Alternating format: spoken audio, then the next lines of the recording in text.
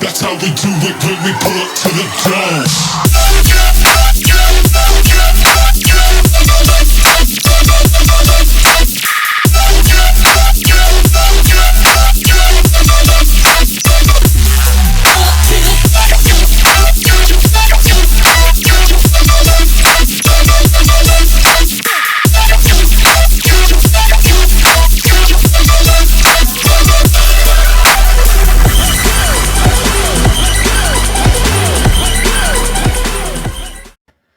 Well, all right.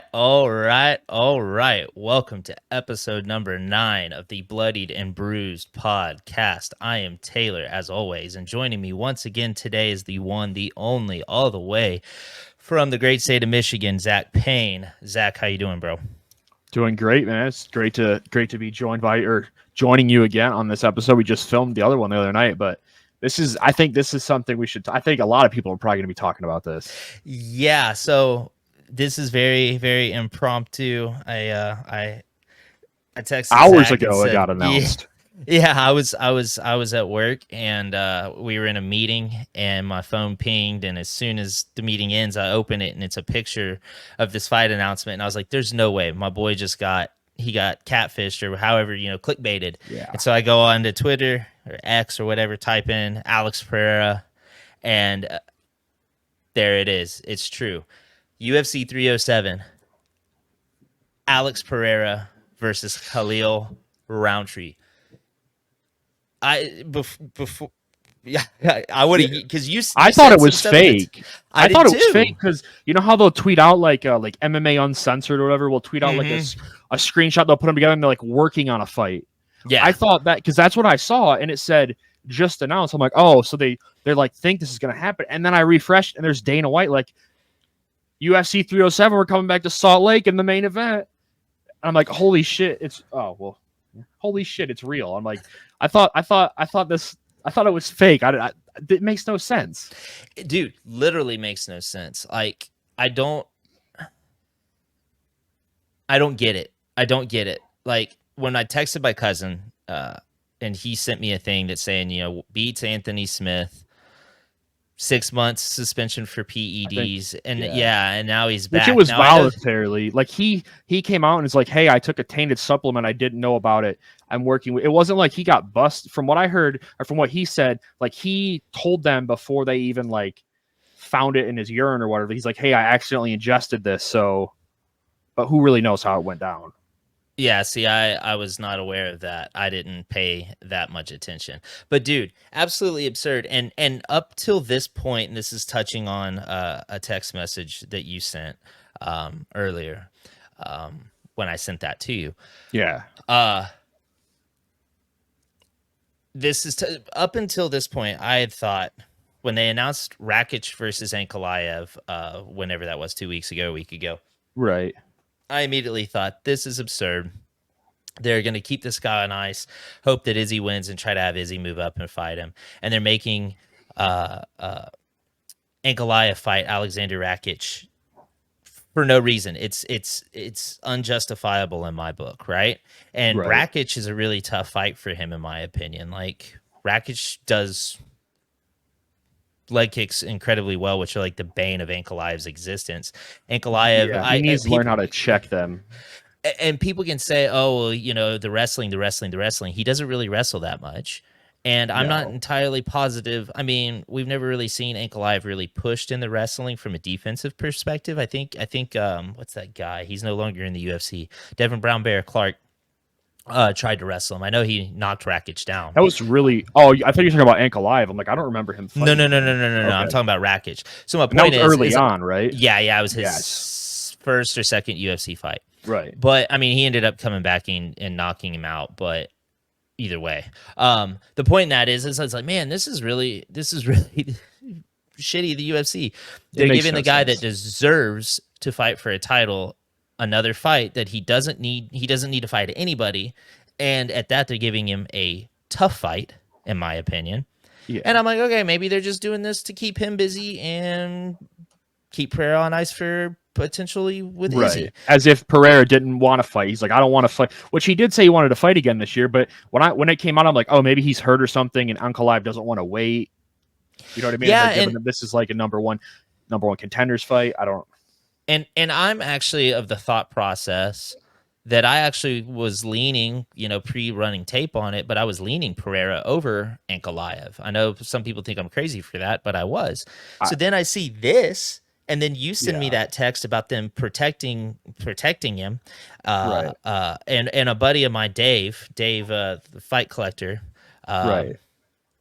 he said the same thing. This is crazy. Right. They're protecting one of the few cash cows that they've got left. So what is your thought process on this? I mean, I just aired, what I thought. Right. I'm pretty sure you're probably in the same book as me. Yeah, right? and I know what people are going to say, especially if they look at my Instagram, like, oh, well, he loves Russian fighters. It's a Dagestani eagle. I'm not saying that I believe Magomed can beat Alex, but I think out of everybody that we've seen, he's got the base for it. Like, Alex has been taken down, what, single digits? Yeah, I think in the UFC twice. Okay. No. He fought. I think Jan Blachowicz took him down a couple times. Yes, but I can't remember. I don't think Izzy took him down at all, right? Or Izzy was there one? Him. Okay, in the very first fight, right? Yes, because the second fight was so short. Nope. So I'm not saying that Magomed can beat him because I love Russian fighters. I don't know that he can, but I think that you look at the division, who else makes sense? It's Magomed, or I think Jan Blachowicz deserves the rematch over Pereira, or I call him Poetan. I have such a hard time with names. I think if you're making any fights that's not Magomed, why not give Jan, like, Rountree makes zero sense. The dude beat Anthony Smith and then gets a tainted supplement, is out, and now you're just giving him the title shot. Like, if anything, Blachowicz, it was a split decision fight.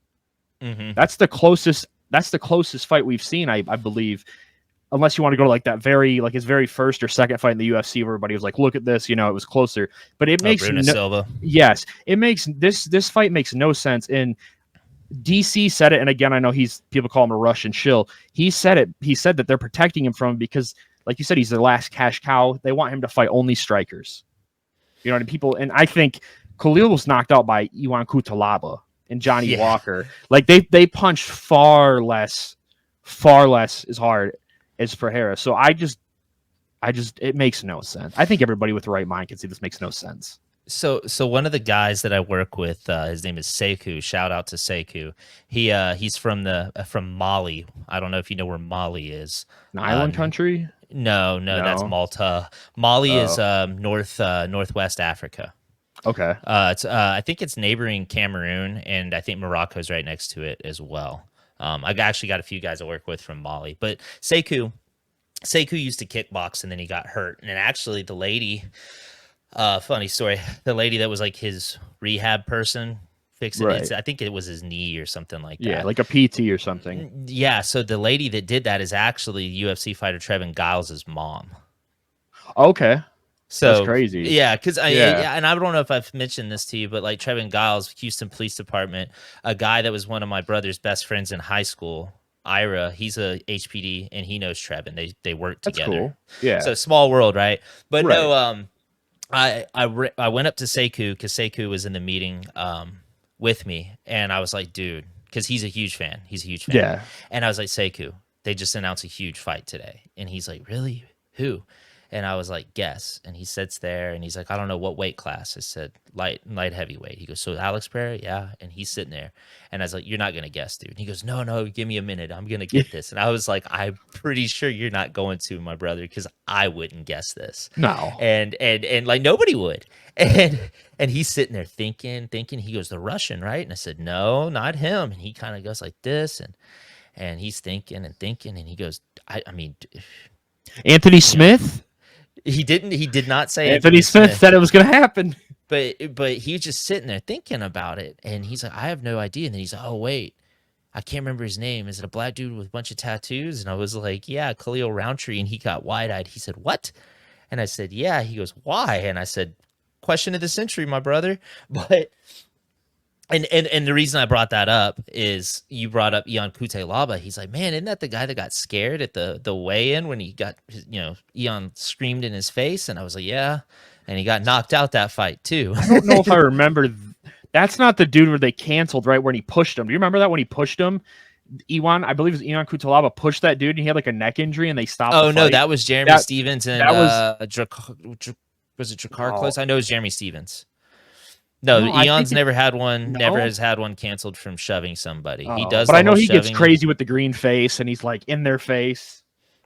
Yeah, the one where he rolled up and shoved. He shoved in the cage, shoved Ankalaev, I think, in their second fight, rolled up on when they're announcing and straight shoved him. It might have been the first one. It was one of those two. He definitely did that, and then he yells in everybody's face, and that's the one. Yeah, where, Khalil got knocked out by him, I believe, first round. Mm-hmm. Yeah, because Khalil is when they were doing that face off, and Khalil did this like reaction and kind of shook his head, like okay, and then got knocked out. It was Hermanson versus Cannonier was the card. Mm-hmm.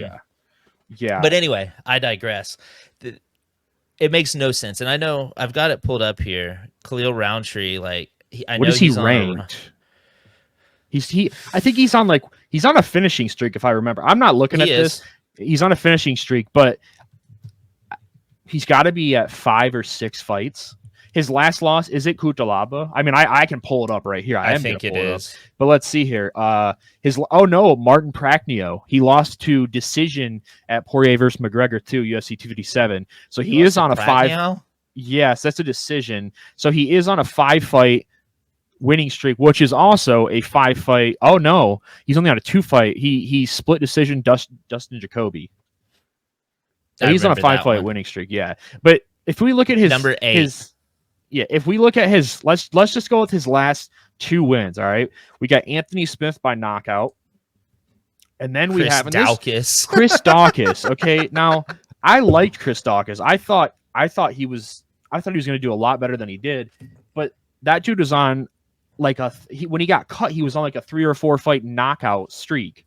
You know what I mean? And I think he's too heavy, or I thought he was too big for heavyweight, but I could be wrong. I thought he did fight light heavyweight once, Chris Daukaus, but I'm not sure on that. That one was at light heavyweight. Was it? Mm-hmm. Yeah, because Chris Daukaus got knocked out by Derek Lewis, and then got knocked out by Curtis Blades, and then this one, and I think he got cut after this one. Yeah, because he tried to drop down, which I think was probably his weight all along. Like I don't know what he's doing now. He should have just gotten better shape. Probably went back to. Oh, he hasn't fought since then. Yeah, he hasn't fought since then. Just isn't durable is what it clearly comes down to. Yeah. I mean, if you're getting knocked out on the feet by Curtis Blades, I don't know. I mean, heavyweights are heavyweights, right? But that's pretty alarming. Yeah. But and then the Modestas Pekauskas fight, that's the one he stomped him. I remember that. Yeah. That would have been like Cater, or no, I think the Jacoby one was the Cater versus Arnold. Cater versus Allen, yeah, that was. And that was I don't remember if it was really a split decision. It says it was, but I mean, obviously it was, but I don't remember if it really was a split decision or if the judges were just horrible. So a lot of people thought that Jacoby got robbed.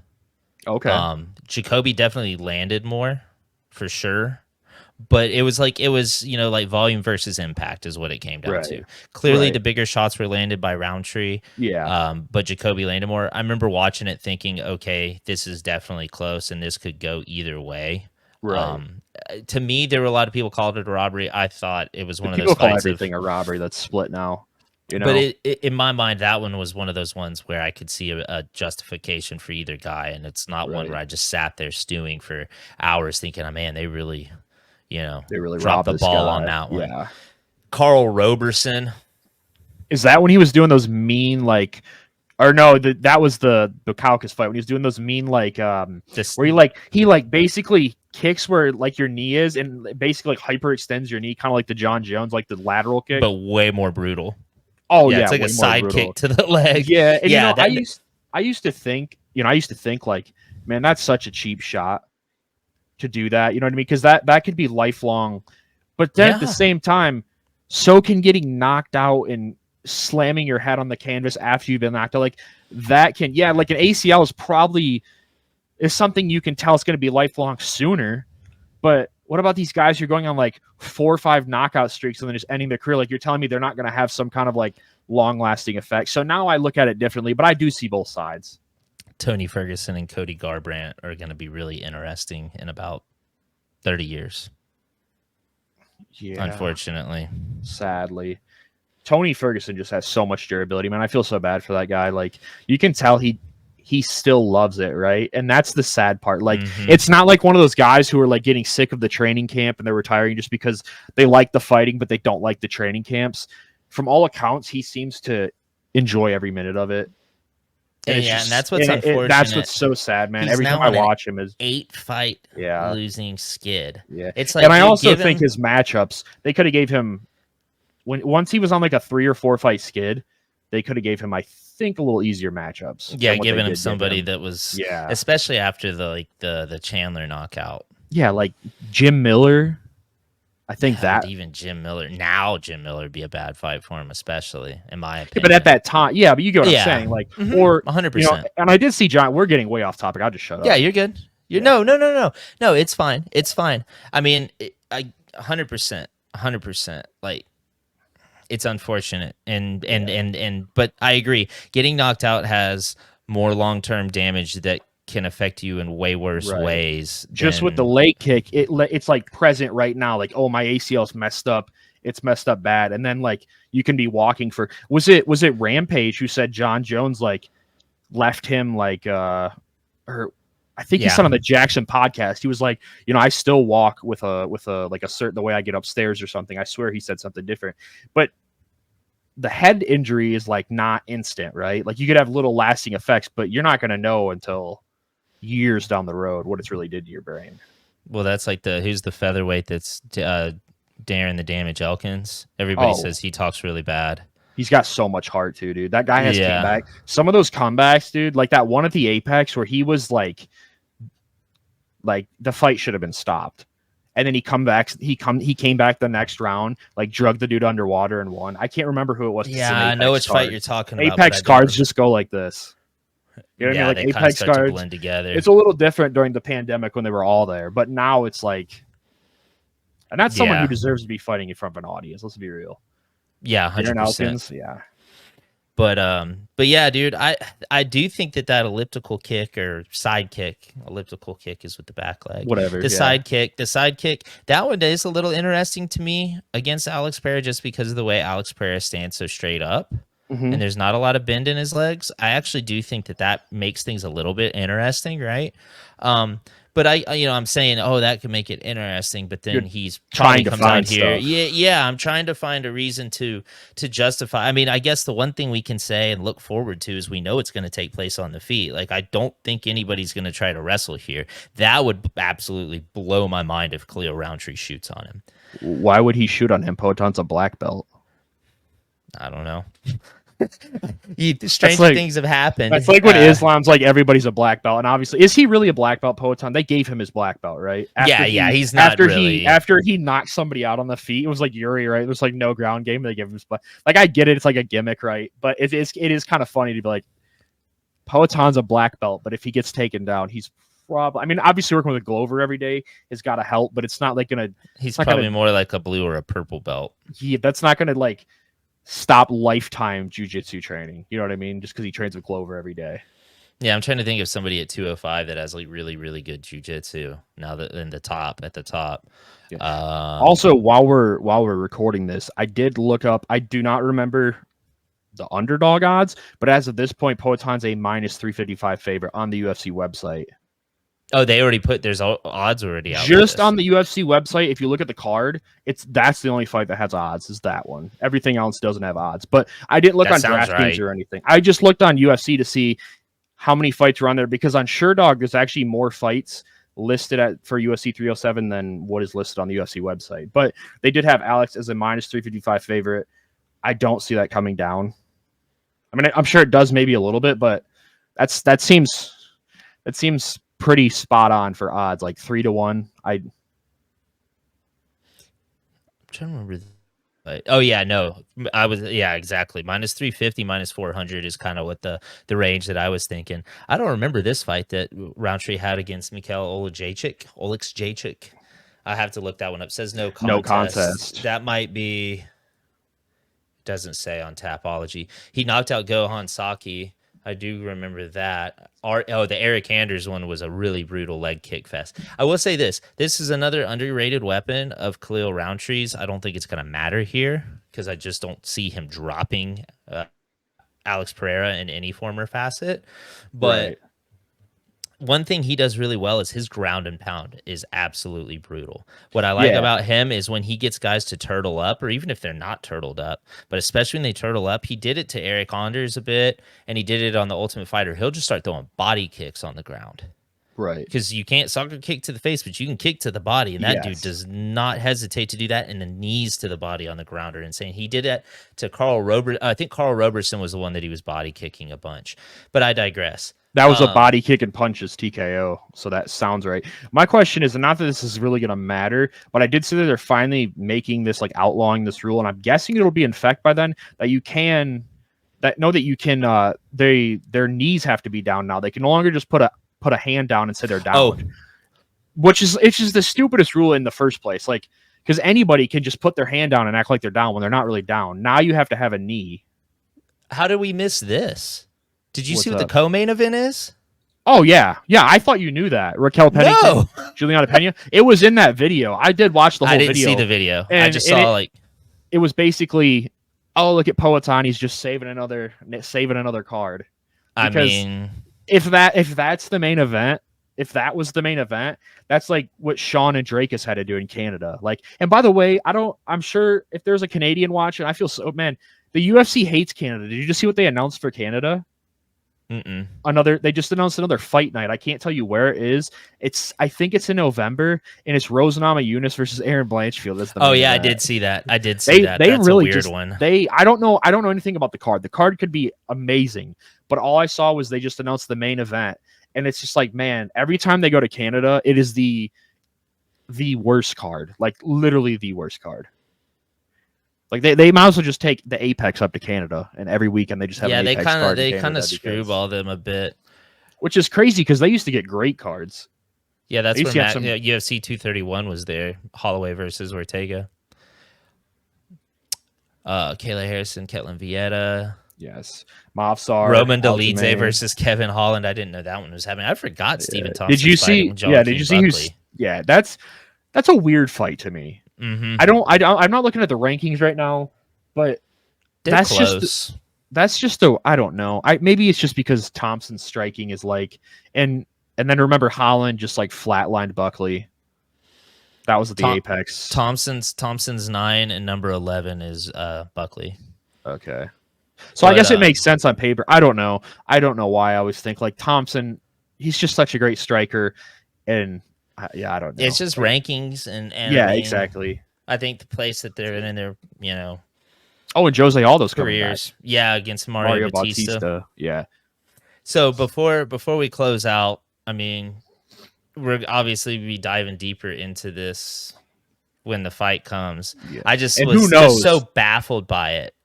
This card just caught me off guard. Obviously. Oh, 100%. I'm not sure I agree with Juliana Pena being the one to get a title shot. I think, well, that's me though. I agree with that. She's kind of like the Colby Covington of that division in a sense of like inactivity and like getting title shots, but at the same time, the UFC does not want Raquel Pennington to be their champion. No, because I'm not entirely sure she loses it. Honestly, I've never been high on Juliana Pena. I think Juliana Pena winning the Amanda fight was just like so many circumstances going into. You know what I mean? Like the first one, I don't think Amanda has. This is like the women's division in a whole. I think Amanda had like no challenge forever. You know what I mean? She just like going into that fight, you just knew. And I think that was the first time she had faced adversity in forever. Because that was the thing in Strikeforce, right? Like she would tire out and she'd lose in Strikeforce. I think that was like I don't know how many times she lost in Strikeforce, but I believe the few times she did lose, or like the twice she lost, was she got tired. Was she in Strikeforce? I know she was in Invicta. Was she in Strikeforce? But she had cardio issues early on. She lost to Kat Zingano early on. In the UFC, right? Mm-hmm. Was that her debut fight? Yeah, she was in Strikeforce. Yeah, that's how. Well, so somehow she went from Strikeforce to Invicta. Maybe that's what I was thinking, because she lost in Strikeforce to Alexis Davis via TKO. That's when she got really tired, I think. And then she lost to Sarah Delio. In Invicta. And then she went to the UFC. Yeah, I guess her third fight was. But I mean, it was, let's see, her Kat Zingano fight was 2014, and she lost to Pena in 2021. And I think, like, she had, like, no adversity, right? So I think that whole Pena, and because you saw how the rematch went, right? She dominated Pena. I just don't think she was prepared for that. I'm not even sure. I've heard the argument, if you will, for the not prepared thing. I think the thing about that fight, when you watch it back, I don't know if you ever have, but in the first round, Amanda is like on top of her and kind of looking up at her corner, and she's smiling. I think because she won the first round of that fight, and it seemed like it was going her way very clearly, I just don't think she was taking that fight that seriously, honestly. And I guess that goes into preparation, but it was almost like she had no respect for her. The fact she's looking over in the first round laughing, that's like, kind of what I meant. Like, look, you taking her as a joke, and then you know, like sometimes I think, like, I'll never forget when Izzy knocked out Pereira. We were watching that fight, and my cousin was like, "Dude, he is showing this man no respect." Pereira got way too, he got way too comfortable. Yes.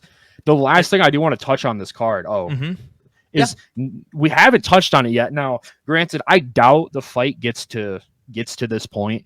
I think Khalil Rountree, I think his best weapon here, it is in Salt Lake City. Okay. It is in Salt Lake City. His cardio, Khalil's cardio, from what I remember, is really good. I think his best weapon here is going to be like to get through the first 2 rounds and hope that Alex tires out. I don't see happening. I don't see it getting to the 3rd round, but it is in Salt Lake City, so you know I expect at least half the card to be gassing out in the 2nd round. Well, Alex has fought in Salt Lake City. That's when he fought Jan, I believe, right? Yes. Yes. And I mean, he did slow down, but there was grappling in that too. So there's that. But that does play into the whole, like, the card, because it does seem like, you know, granted, what Tracy Cortez says, that she went to Denver and was like acclimated within 48 hours, which isn't even possible, I guess. Someone said it takes like 6 weeks to get acclimated. I don't know if that's true, but if I'm a fighter and I've never fought in Salt Lake, or like, I'm going as early as I can. Oh, you know 100%. I mean? As early as you can, because it seems like it never does not happen that people gas out every time they're in high altitude, because they just don't take it serious, or they don't realize the difference. Yeah. Like, look 100%. At Cain Velasquez, man. It's a big wild one. Yes. So before we hop off, I just wanted to touch on something real quick. I haven't watched the full video yet, and I'm going to when we get off here, for both the press conference and the weigh-ins. But did you see, I'm sure you have, the little clip of what happened at the press conference last night? Oh, I was watching it at 4 a.m. Really? I was watching it live, and in fact, you know, I was hoping, and we did start this a little later. I watched every weigh-in show live. Well, voice crack. I watch every weigh-in show live. I don't know if you get a chance to watch those. Usually, if you're, you know, like a actual good member of society, or at work when the weigh-in show is usually on. You're talking about the actual weigh-ins? Yeah, like not the So I watched the UFC weigh-in show for the pay-per-views. It's hosted by like Dan Healy, and then it's got like Daniel Cormier. Usually, yeah. So this one actually started at 6 p.m. Eastern at night, which is like the latest it's ever could, because it's in, you know what I mean, in Australia, and it's crazy what Izzy just said about Dricus. Like, you know, he was talking about Izzy having servants, which, by the way, if you guys don't know, and you know, you're like a huge hardcore Izzy fan and don't believe it, there's like a minute clip of him explaining his like upbringing. Like, he basically like didn't have any responsibilities. He lived a very comfortable life. So I don't, you know, Dricus touched on that, and he started crying, obviously. Yeah. Well, just touched a nerve. Just in the press conference, or the weigh-in, he was talking to DC, and he said something like, "That's pretty rich from a guy who owned slaves," as if Dricus actually owned slaves. It's like, maybe, you know, like 200 years ago, his family, or 100. I don't really know how South Africa is, but it's like almost like Dricus is in his head. I mean, South Africa, you know, there's all this, the apartheid stuff. There's a lot of history to all of that there. But I mean, that's a whole story for a different day, because I've talked to guys that lived over there. I had a guy that I worked with at my last job, right? Chibu. He was Nigerian and then moved to South Africa before moving here. And he was very recently here. We were driving here in Houston, and I said, "Hey, turn here," and he just kind of looked confused. I was like, "What? You know, you don't know where you're at?" And he's like, "No." I said, "How long you lived in Houston?" He's like, "Oh, I've been in America for like 2 months." And I was like, "Whoa, wow. So you just barely got here." And I don't know a lot about that. I'm just saying, when you have like your biggest star, you know, saying that this dude owned slaves, and then you have this dude talking about servants, it's like, this is crazy personal. Yeah. Oh, 100%. The fact that that's when I saw that he snapped the way that he did before the crying thing, I mean, lost his composure. Yes. Like the fact that he got under his skin that much by talking about, and I heard something that they had money when they were in Nigeria, and then they didn't have money when they came to New Zealand or whatever. Right. And I think that's what everybody was talking about, is when he was talking about his upbringing. I watched it today. It's like a minute clip. And he was saying, like, the craziest one was, he was saying that he didn't learn how to bathe himself until he was 8 years old because the servants bathed him for him. Like, so there's a video of him using. There's a video coming of him out of his own mouth saying this. There's a video of him talking about this and saying how his upbringing was like. I don't want to put words, but yes, it's like a minute video is on Twitter, and I don't know when it's from. I don't know if it's from his kickboxing career, because it wasn't. I didn't sound like Brett Okamonotone talking to him. It didn't sound like that. So I don't know if it's from his kickboxing days or when it was, but it is on Twitter and you can find it. That's it's not crazy. AI. But yeah, and so that the slave remark is, I don't know. They're just they're mad at each other. Is what I was trying to get at. By saying that. But are they really mad at each other? Yeah, or yes. Is he really mad at Dricus? Right. Or is this not going to affect him at all? Because, and they did bring this up in the weigh-in show. It's great. Daniel Cormier brought it up. Look at Paulo Costa. I don't know if they've talked since then. I feel like Izzy hated Paulo Costa because his whole team was just giving him shit all the time. And look what he did to Paulo. So really, you know what I mean? But he didn't seem bothered by Paulo Costa. He didn't cry. No, but I don't know. To me, his reactions this whole time have come off differently to me. Even prior to this press conference, he seemed to have carried himself and handled himself a little bit different here. Yeah, he seemed a little irritated with Paulo, but it was like, I'm going to show you, you'll see. And yes, he's been saying that kind of stuff, but there just seems to be a different. It was almost like with the Paulo Costa thing. Yeah, it almost gave the impression I actually had Paulo Costa. But, but at the time before the fight, well, he didn't do what I thought he would do. I thought he would walk him down and work the body, because Paulo Costa used to do that when he was actually fighting and active and fighting when he went to fight. You know what I mean? Now he fights trying to fight, and he would work the body a lot. And I was like, that's what people need to do to beat this guy, is push forward and work the body. And he did nothing. I digress. Point is, Izzy seemed that whole time through that build up to have this aura of, I know something that you don't. Not that he knew something, calmness, but a certain calmness of the fight's already won in his head. This time it's almost like he's trying to talk himself and make himself believe the things that he's saying. It's almost like the stuff coming out of him is all, I don't want to call it an act, but he's trying to hype himself up and bring confidence to himself and talk himself up in his head and he's be ready calm to go. Personally, where he's not actually calm, he's trying to calm himself down. Where at other times, it's like he was just already. And by the way, shout out to Dricus. I'm not the biggest Dricus fan. I'm a very big Sean Strickland fan, but this guy has single-handedly made his last two opponents cry.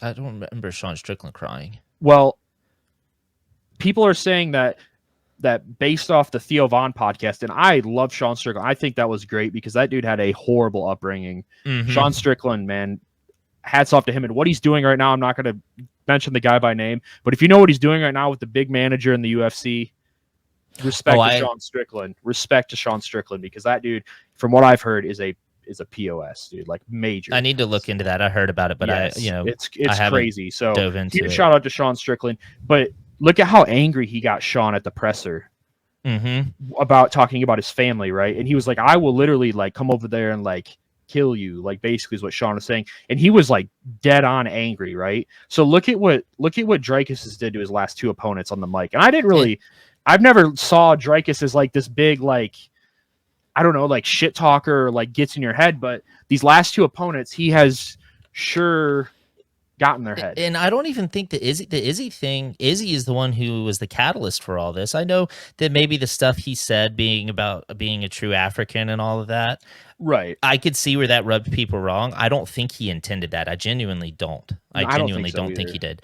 It just came out the wrong way, And he's even went back and saying, listen, you're not understanding what I'm saying. I still live here. I still train here. I've spent my entire life here. These guys have all moved off to different places and built their careers. Yes, I wake up and breathe African air is what he said. And obviously I could see where somebody would take that personally or take that wrong. Izzy blew it out of proportion and let it eat But is he wrong not Izzy, but is Dricus wrong? Not really. No. I mean, he's the only he's the only guy that he's the only guy that, I mean, besides Cameron Simone, but he's young still, you know what I mean? Mm-hmm. And that's two guys. But my point is I just think that press conference was pretty telling to me. And the guy I was mentioning that I worked with earlier, Sekou, he's a big Izzy fan. He loves African fighters being from there, right? And he loves Izzy, kickboxer, etc. Excuse me. And I said, hey, did you see what happened last night? He's like, no. I said, your boy is he's pretty emotional. He's like, who? I said, Izzy. He goes, what do you mean he's emotional? And I told him, and he kind of got wide-eyed. He goes, man, I don't like this. He goes, he's in his head. And all this honestly could literally mean Izzy could go out there and starch him tomorrow. 100%. It could be one of two things. It makes him lose focus and he's just wanting to kill the guy. And I don't think he's going to go attacking him. He's just probably going to try harder to get the job done. Like, I don't know how to explain it. He's going to be a sense of urgency. Like, yes, I get what you're saying. I can't explain it though. Fight with more sense of urgency than he normally does. I don't think he's going to go out there trying to take his head off, meet me in the center and just start swinging by any means. And I don't think he's going to push the action a lot, but I could see where he would push more than he normally does, right? Yeah. And maybe it gets into his head and he does go bonkers and does that, or maybe he stays cool, calm, and collected, and this is truly motivation. We don't know. He does seem like a dude who's usually got good mental fortitude. That's why this is so intriguing to me, because he seems literally bothered. Anyway, do you have anything you'd like to add to that? UFC 307 makes no sense, but hey, we're going to run with it. I mean, look, I do want to say another one. Shout out Jamal Hill, because he said it perfectly. I know a lot of people are going to disagree with me because they don't like Jamal Hill, but go look at his tweet. I mean, we've already said it. Khalil Rountree basically walked into a title fight by taking a banned substance, in a sense, because and pulling out of a fight. Yes, and yeah, exactly. It makes no sense. If Alex really wants to get another one in this year, go to December. But my only thing is maybe they're trying to get Conor to fight in December. I know Dana says he's not. Conor says he is. It seems like this is very. And by the way, at the end of October, we have another pay-per-view card. UFC 308. Are these both in October? It's usually October 21st to. It's always between the 20th and the 25th is when Abu Dhabi is, because Khabib retired, Islam every year, and they already mentioned the Abu Dhabi card is Tuporia and Holloway, right? So that's at the end of this month. So there's already a pay-per-view in October. So really, it just seems very rushed, and I don't understand it. 307 is when? I didn't even look. October 5th, the first week of October, because 306 would be September, 308 would be reportedly the John Jones card at MSG. We're always at MSG, so 309 would be the December card, and so 307 is the 5th of October. 308 October 26th. Yep. 309, which is in New York, is on November 16th, and 310 is in December on this. I misspoke there. Yeah, you get what I'm saying. It seems like what is that, like a 2-week break between pay-per-views, which I'm not complaining. Usually there's 13 pay-per-views in a year, and usually it's in July. There's 1 month that gets two, right? And maybe that's October this year. I don't know. Right. It just seems very rushed. It doesn't make sense. But I'm guessing what it all came down to was they needed a title fight because Raquel Pennington and Juliana Pena is not going to move the needle. Not going to sell. Yeah. So maybe that's it. And Alex Pereira likes to fight. He clearly tries to stay active. And I mean, 100%. Look, dude, he knocks this dude out and clowns him, does it in quick fashion like he's done to his last two opponents. There is no debate. I don't care if Izzy knocks out Dricus tomorrow in 10 seconds. If Alex Pereira knocks out Khalil Rountree, first round, fifth round, doesn't matter. He's fighter of the year, dude. Oh, 100%. There's an argument that he already is. This is my last prediction before we end this. This is my last prediction. You heard it here first. This is what's going to happen. I have insider facts. John Jones, Stipe. I don't care who wins that. They're both retiring. Alex knocks out Rountree, and him and Aspinall fight for the heavyweight title sometime early next year, which would be crazy. I doubt that happens, but it would be cool. Yeah, because like what else is it happen? What else? I don't. But what else is there at middleweight? The only other person that makes sense, like apparently Jamal and Yuri are fighting each other. I would pick Jamal in that, but if Yuri wins, like he's not fighting Alex for a third time. Not off of that. So. That's my prediction. It's got to be Ankalaev or Rakic. Oh, yeah, that's true. Yeah, that's true. But, I mean, I don't know, dude. It's a crazy sport, clearly. Because the fight that we're talking about shouldn't even be happening. No, if you would have told me, like, guess the next person Alex is fighting, I would have had probably four different people before that. You know, Jamal, Rakic, Magomed. Yeah, that was not on my radar whatsoever. And then Anthony Smith. I mean, I thought it wasn't a rankings perspective for the initial matchup between Hill and Rountree. That one just seemed really soon. But anyway, well, thanks for jumping on and doing this with me, dude. This one was just such a mind boggler. I was like, I got to talk about it. Like, what? Yeah. So, as always, everybody, like, subscribe, comment, share with a friend. Thank you for watching. I'm so psyched for tomorrow. I'm really curious to see what happens and talk about it afterwards. And I'm super, super stoked for this one. UFC 307. Anytime Alex Pereira fights, I've been a fan before he was in the UFC. I love the dude. I'm super stoked. So enjoy your weekend. Hug the people you love and keep living. LIVIN. Peace. Later.